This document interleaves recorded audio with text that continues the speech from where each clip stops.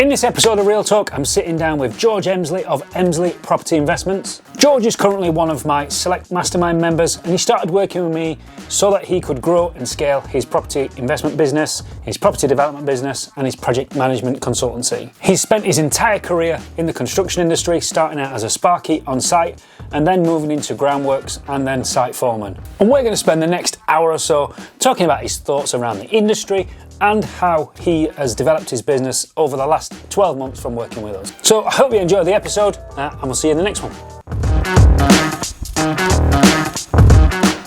Welcome, mate. Thanks for having me, mate. You're welcome. Thanks for coming across. And like the purpose of today is to really sort of talk about you, how you've got to where you've got now, and all of the awesome work you're doing, all the projects you're delivering right now. Like it's the words probably inspirational. Me watching what you've done in such a short space of time. You've been working with us for just over a year. Just over a year, yeah, that's right. So in just over a year, like to watch how you've grown in that time has been like, it's phenomenal to watch, and it's also a really proud moment for me to see what it is that you're doing. And like, I truly believe that everybody in life is somebody else's mentor. Like there is somebody somewhere out there that's looking up to you and saying what I'm saying about you, and I'm working with you, and they're looking up and going, fucking wish I was that guy. Like, how has he done that? And no matter how far behind that person thinks that they are, like what you've done is achievable for everybody. And I think that's a massive piece of awareness that people miss. Like they plough on like you are, just fucking like a train going down a track, and they forget that they're being watched. Yeah, totally. So before you started this journey a year ago, tell us a bit about what you was doing then. What was you doing before? So what was I doing exactly a year ago? So I was working for a civil engineering company, primarily driving machinery and acting as a foreman on construction sites. So my role was to site manage the ground workers on the site, and we were in charge of building and constructing the roads, sewers, foundations, everything that you don't see underground on new build housing sites primarily. Yeah. So sites from 15 houses up to 100 houses. Yeah. And what's it like site managing ground workers? Great fun. Great fun. Yeah. The lads that I was working with I'd known for a long time. Yeah. It wasn't too bad. They really respected me. I feel as though that's where sort of my managerial skills came from or developed from. Was working my way up in a construction or a trade business, job. Yeah. Working my way up slowly to be managing lads. That's what's developed and helped me develop the project management business. Yeah. And before you was running lads, what was your like? Have you got trade background or? Yeah. So as soon as I left school, I went straight into an electrician apprenticeship. Yeah. Yeah. Didn't know what I wanted to do. Do you know when I was in the army, right? Just to cut in. Yeah. When I went to join the army when I was 17, that's what I wanted to be, an electrician. Yeah. And when you join the army, they do what's called a barb test, which is an intelligence test. And all it basically is there's this is my memory of it anyway. They show a ball going over a wall. When it gets to the top of the wall, it disappears. And then you've got to guess when it hits the ground. Right. And I was fucking rubbish at it. Right. So I failed this test, so they won't let me be an electrician. Really? So they said, you're not clever enough to be an electrician. I was like, thanks. What can I do? And they went, well, you could be a brickie if you wanted, or a ground worker. And there's me slating ground workers. I went, I'll be a brickie then. I've always wanted to build my own house. And they went, okay, you've got to do this other test. And it was a different test, and I fucking failed that as well. Did you? Yeah. And I sat there going, look, mate, I really, really want to be a brickie. And he went, I'll tell you what, we'll fudge your results a little bit, and then we'll let you in. And that was how I became a brickie in the army. Wow. Sorry to cut you up. Go on. It's all right. No, it's fine. So I left school. I didn't actually know what I wanted to do. All I knew I just knew that I wanted to get a trade or join a trade as an apprenticeship and just start earning some coin. That's all I wanted to do, was just start making some money. Yeah. So I spent 2 years as what you would call a loft rat. Yeah. Basically the labour up in the loft, pulling cables through. Yeah. Getting itchy as fuck. Yep. Did you ever put any in your pants as a man test? No. But I used to get out, have 2 cans of Red Bull and 2 fags just to bring me back to normal. Yeah. So I spent 2 years doing that, and then that was around about the time of the recession. So it was 2008 I started, 2010 recession had kicked in, so I got made redundant. And then my dad's pal ran a groundworking firm, and he subcontracted to Balfour Beatty on highways around Manchester. So I just jumped on straight with him. Used to get picked up from my house, dropped off back at my house every night, and then that progressed. I jumped between 3 or 4 different employers from the course of 2010 to 2017, I think it was, and then developed my skills through working on highways, working on various different projects, but primarily focusing on the civil engineering and like earthworks, retaining walls, foundations, drainage, big sewers, stuff like that. Yeah. And then joined a small groundworker contractor local to me in 2017, and that's where I progressed more into the managerial roles, and basically just running sites, running the groundworks in the sites. Yeah, as I said, I was a brickie in the army, and one of our tasks as brickies was the groundworks. The groundworker wasn't a trade per se in the army, so it was always lumped onto the brickies to do. I remember being out in Jordan, in the desert of Jordan. We was putting in a forward operations mountain base for units to launch missions into Iraq from there during Gulf War II, I think it was, and doing that groundwork, I used to love it until one day, my section commander at the time, I was a private at the time when I was out in Jordan, he had me tap into the main sewer. I used to love laying it all dry and making it all look pretty and the pea shingle and everything else.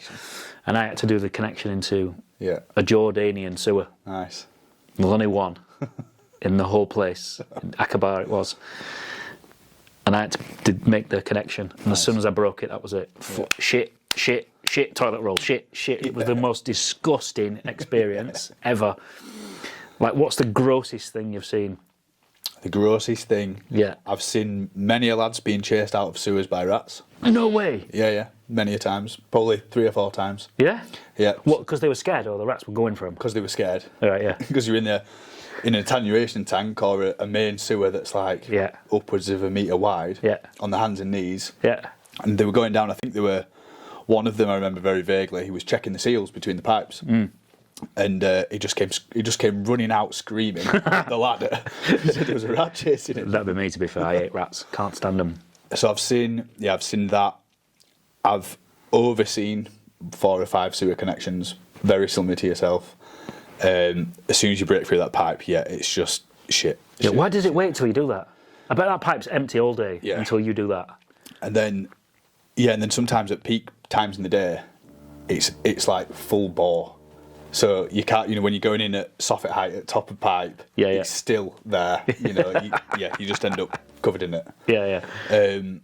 Luckily, I've never actually done one myself. I've just been stood at the top supervising. Yeah. But I've seen some pretty sights. Yeah. But 6 months of the year, you're just walking around in slop and mud. Yeah. Anyway, so it's not the most glamorous job. And then in summer, it's too hot. Yeah, that's it. Yeah. Yeah. So it's not the most glamorous. No, rodding drains. That's always a. Yeah, never had to do rodding drains. Have you not? No. I've done loads of them, mate. And I don't know why it is. Every time you rod a drain, you always get some. When you pull the rods back, why does it always hit you on the lip? I don't know. You always get a bit of splash of shit or tissue or something. Always there, or other side, depending on which way you're facing, but always on the lip. Because you're pulling it back to you. Yeah. It can't hit you in the chest or on the arm. It's always got to be the lip. Don't know why that is. Yeah. And just don't lick them. I suppose it's all right. Yeah. So what was it that?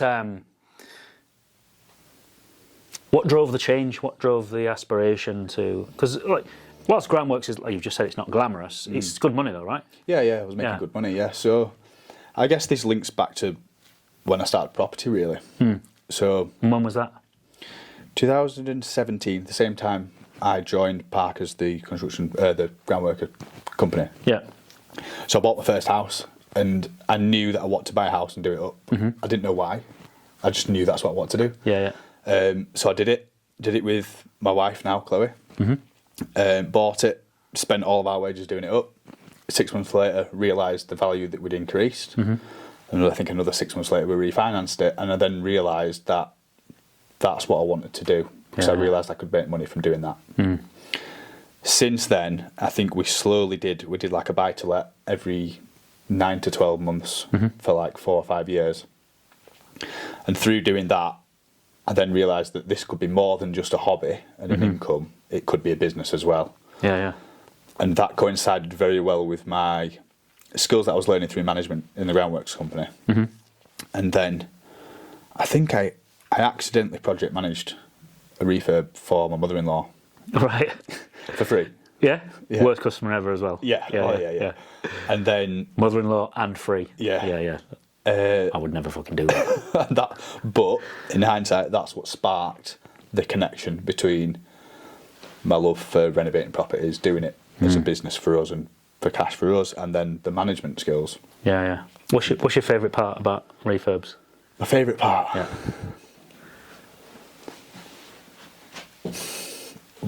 To do myself or to manage?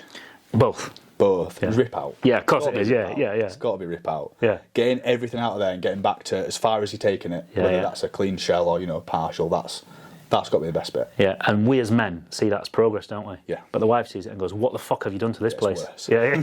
It's worse. Yeah. And what about managing? What's your favourite part of that? I think my favourite thing about managing is when I program a job, and with program management, when that works really well, and it hits to the day. Yeah, that gives me the most satisfaction. That's something that I love watching about you and stuff you share on social media. When I see your program and you're planning, and then in your report when you're sharing with us like your results, like that's the most impressive thing that you do, like hands down. I think you're probably the only delegate that does do that. Oh, really? Yeah. Because we all know how important that is, right? Yeah.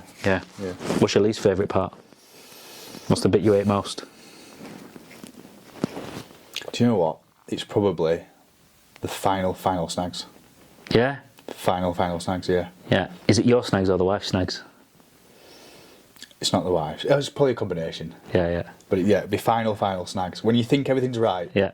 and then you realise it's not. Yeah. And there's tiny little bits, paint defects, anything like that. Yeah. Little bits of And do you notice them yourself, or do you have someone else pick them up for you? I notice them myself. Yeah. So I'm still currently something which I do. Yeah. So imagine for a moment that you got Chloe involved with this process and she did the snagging and she shared them with you, how would that make you feel? I'm not sure. I'd hate it, mate. Yeah, I'd be defending it and excusing everything. Yeah. That's how it's supposed to be. It. Yeah, I've got that one already. I'm sorting that next week. Yeah. So your business now, what is it? A construction company you've formed, or like how would you deliver a project now? So I'd describe it as a project management service.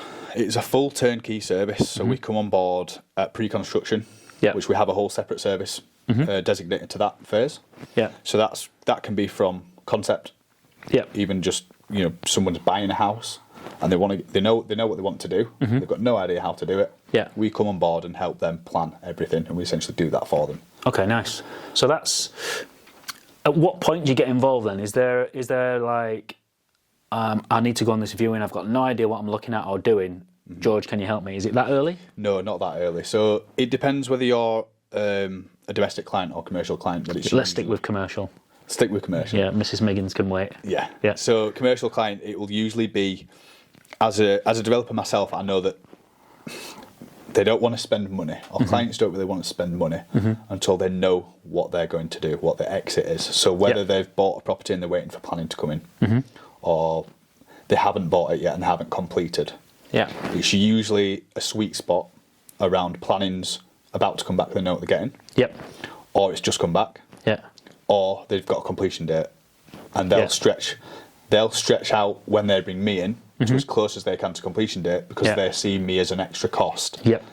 With the slight risk of them not completing. Yeah. Obviously, the sooner the better to make the whole process streamline. Yeah. So if someone came to you at that stage, what value do you add to your client at that stage? So we produce tender packs. Yeah. At the pre-construction phase. And for them listening that don't know what a tender pack is, what does that mean? So a tender pack consists of a design, finishing specifications, a programme of work showing the timeline of how long the project's going to take, your architects, professionals and structural engineers' drawings, not done by us, done by others. Yeah. But we gather all that data along with your site information pack, and then once that's all together, we'll take that through the tender process. That sounds like a really sort of time-saving benefit to a customer. Like, how long does that take you to pull all that together? It depends, because we're usually waiting for decisions from the client on certain items finishing. So imagine that the client was really good and really efficient, and they got the information to you when you asked for it. Like, what sort of time period are you talking now? About 5 working days. 5 working days. So you're saving a customer 5 working days. And you have the knowledge to do it as well. So how long do you think it would take a person to do that with no knowledge? A long time. Couple of months. Easy. Couple of months. So easy. we're turning a couple of months into 5 days. And what sort of fee do you charge for something like that? Just under £4,000, so £3,950 I charge for that. Fucking bargain. I'm paying that all day long. So 4K to get a couple of months of my life back. And it's not just that, it's not just the time involved, it's the decisions which need to be made throughout that process. And I take it you guide them through the decisions that need to be made. Absolutely, And is there advice offered on decisions? If you like say to me, what do you want here? And I go, I don't know. Like, is there options that I can have? Yeah, there's options, So we can be as involved as the client needs us to be. If a client doesn't want to be involved in anything, they just want to make key decisions and sign off a spec, then we'll take care of all of it. Amazing. And that's the same fee, no matter what. Oh, fantastic. So we've got, so this is the first step in working with you, yeah? That's right. So I've paid my 4K, I've got my project pack ready to go. What do I do once I've got that pack? Like, are you just going to leave me on my own, or? So I can do, if that's what you want. No, fuck that, sounds like hard work. That's what managing ground workers. That's what everyone says. Yeah. So what we do is we take you through the tender process. That's included in the fee as well. Okay. Taking you through the tender process. So we'll put it out to tender to whether that's main contractor, principal contractor, or individual trades for the project. We'll take you through the review process to awarding a contract. Awarding a contractor, and then a pre-start visit. That's all included. In that. And the key decisions of the appointment, does that sit with you or with the customer, with the client? Both. So it's a joined up approach. So it's joined up. So I'll give feedback from my opinion of the quotes or bids and what's come in, and then we'll work together. So the client and me will work together to decide who we're going to go with. Awesome. And in your experience, what's the key driver behind the client's appointment?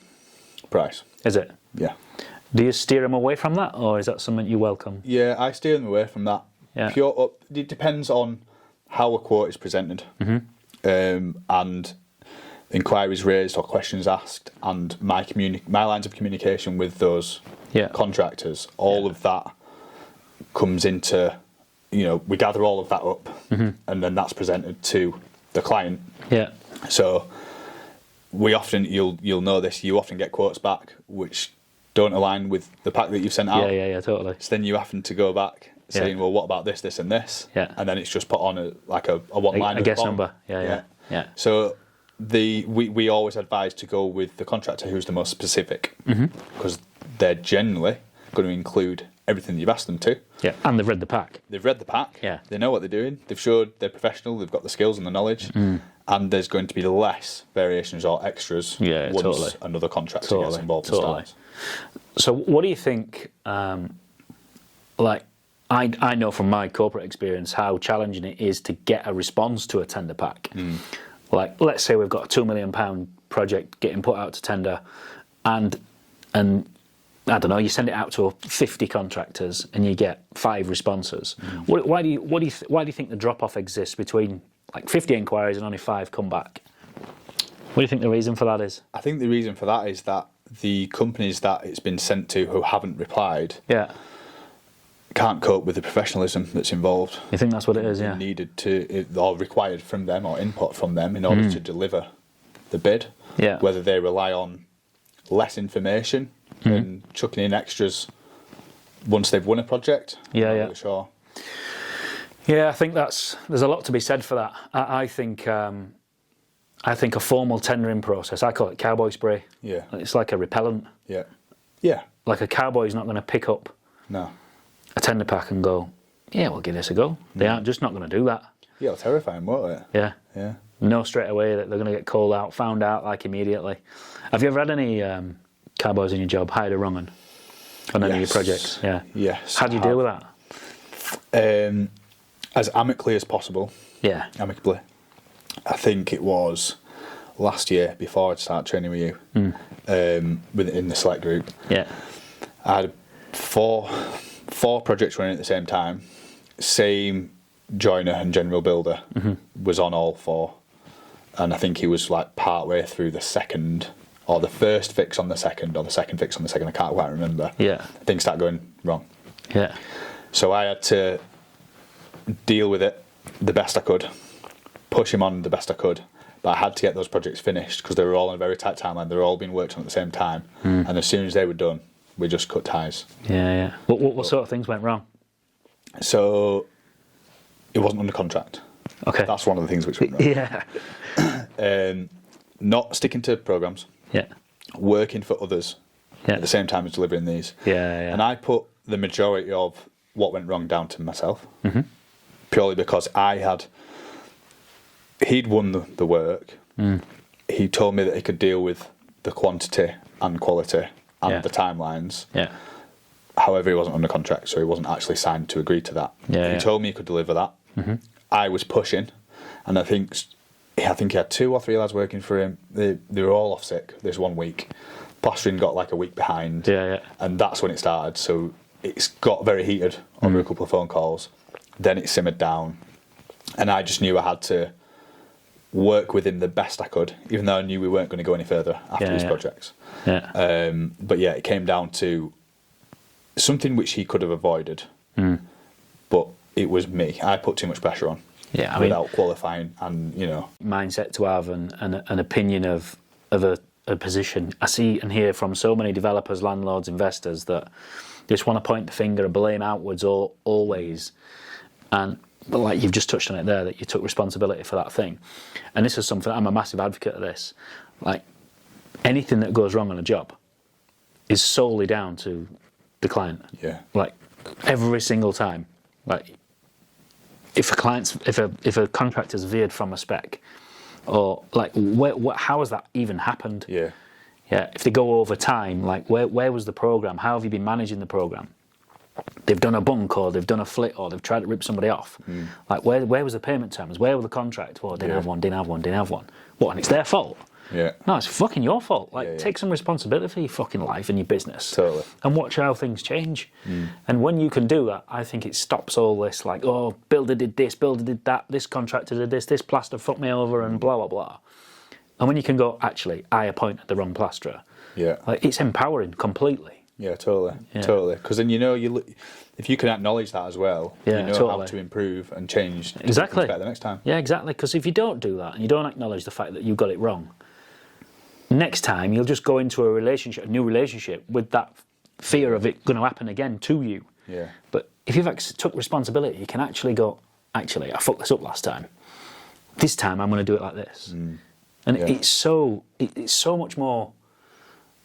It's so much more beneficial for you as a customer, like, every single time. Yeah. But no one wants to do that.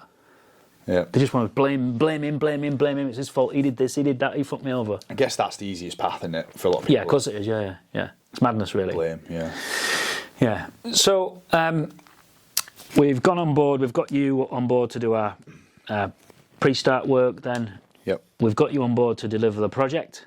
Yep. Yeah, and how does that typically work? How do you touched on it earlier and said that some clients don't want to be involved at all. Yeah. So how do I know that you're on top of things? How do I know that as the project is enduring, like, you're keeping abreast of quality, time, safety? How do I know what's happening? Yeah. So depending on where the project is, the duration of the project. Yeah. As in geography, you mean? Geography and duration as in timeline of the works. We'll then calculate how many times we need to be on site per week. Oh, cool. So we're physically on site, overseeing, checking quality, making sure that everybody knows what they're doing, which, using the right contractors, they do. Yeah. With any project, variations do come up, things that weren't foreseen. So we have a process for managing those. We have a process for managing the sites themselves, and we send the client in as much data as they want, we have like a template for a weekly report, which the client gets. Yeah. So they can have as many videos, pictures, and phone calls with us as they want, but it's generally just a weekly report, which highlights what's been done, what's next, any variations that have come up, and where they're at with the finances and costings. Nice. So it sounds like a bit of a one-stop shop. Yeah. So I can see a house on Rightmove, go view it, put my offer in, buy it, and then go, George, I need this fucking delivering. That's right, mate, yeah. Take care of the whole thing. Nice. Nice. And what about back end when it's finished? So let's say that it's all finished, you give me the keys back and I go, thanks for that. Yeah.